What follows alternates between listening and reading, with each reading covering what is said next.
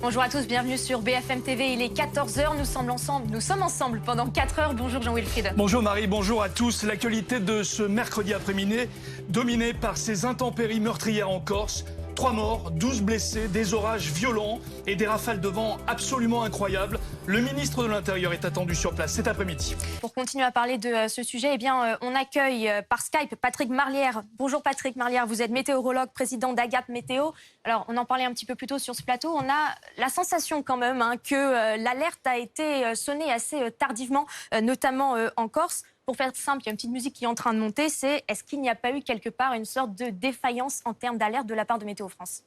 Non, mais je pense que tous les services professionnels de la météo, que ce soit Météo France ou les services privés qui existent sur l'ensemble du territoire, eh bien non, ne peuvent pas condamner ce type de position. C'est pas possible parce que Météo France avait placé toute la France et la Corse, bien évidemment, mais la Corse aussi en vigilance jaune orage. Dans ce type de situation, eh bien, on surveille leur évolution et vous l'avez vu hier, au cours de la journée, il y a eu des évolutions. On a rajouté la Normandie à un moment donné, ensuite on a rajouté à la dernière minute aussi le Pas-de-Calais où des orages assez importants étaient en train de se produire sur la côte d'Opale. On a rajouté ensuite la région lyonnaise, la région stéphanoise où on voyait que les orages allaient être beaucoup plus importants que prévu. Voilà, c'est un réajustement qui se fait quand on observe justement l'évolution de ces orages.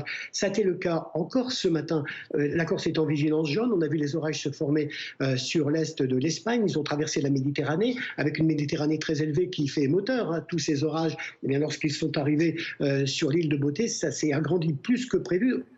Au départ, dans les modèles météo, il ne devait que traverser une partie du nord de la Corse et peut-être entre Corse et continent. Et puis là, évidemment, on s'est formé une ligne extraordinaire à l'intérieur de cet orage extrêmement violent. Et c'est celui-ci qui a balayé toute la Corse en donnant ces rafales descendantes extrêmement importantes, plus de 200 km à l'heure. À Calvi, 200 km à l'heure.